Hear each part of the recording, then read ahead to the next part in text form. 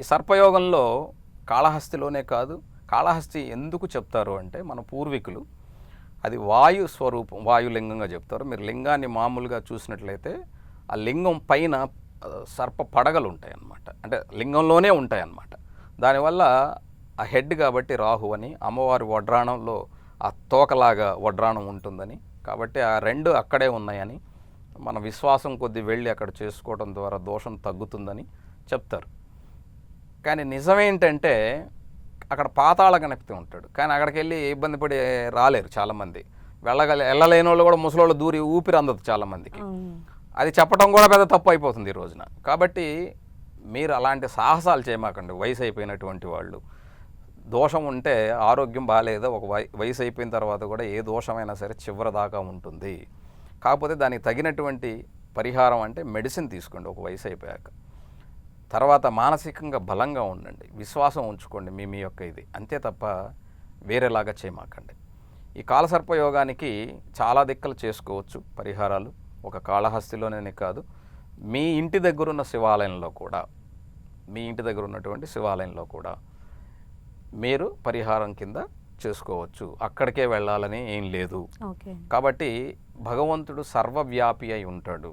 కాబట్టి సర్వవ్యాపి అయినటువంటి భగవంతుడిని ఇక్కడికే వెళ్ళాలి అని ఏంటంటే అది క్షేత్ర దర్శనం కోసం, ఆ క్షేత్రం దీనికోసం చూడటం కోసం మన వాళ్ళు వెళ్ళమని చెప్పారు తప్ప పరిహారాల కోసం కాదు. పరిహారం అన్నది నీ ఇంట్లో కూడా చేసుకోవచ్చును.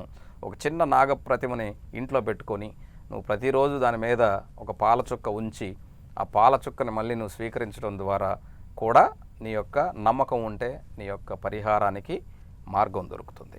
కాబట్టి పరిహారాలు అన్నవి ఎక్కడెక్కడి నుంచో ఆకాశం నుంచి ఊడిపడవు, మీరు స్వయంగా చేసుకోవటం అన్నదే ముఖ్యమైనటువంటిది. అలాగే ఈ సర్పయోగం ఉన్నటువంటి వాళ్ళకి, అంటే కాల సర్పయోగం ఉన్నటువంటి వాళ్ళకి మీకు నేను ఇంకొక చిన్న పరిహారం చెప్తాను.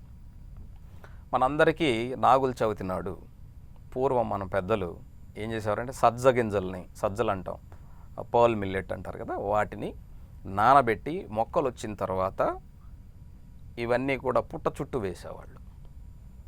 అంటే హెడ్ అండ్ టెయిల్ అన్నమాట. అంటే చిన్న తల తోకలాగా దాని యొక్క స్ప్రౌట్స్, వాటి మనకి మొక్కలు వచ్చినప్పుడు తల తోకలాగా, చిన్న తల తోకలాగా ఉంటాయి అన్నమాట.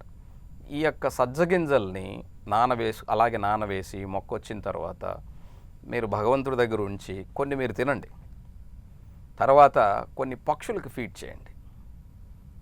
ఇది ప్రతి ఆదివారం చేసుకోండి.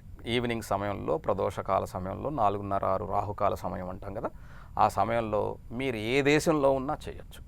ఇది ఫలానా దిక్కకే వెళ్ళాలని రూల్ లేదు. అలా చేసుకోవటం ద్వారా ఈ సర్పయోగానికి కొంతమందికి ఉపయోగపడుతుంది.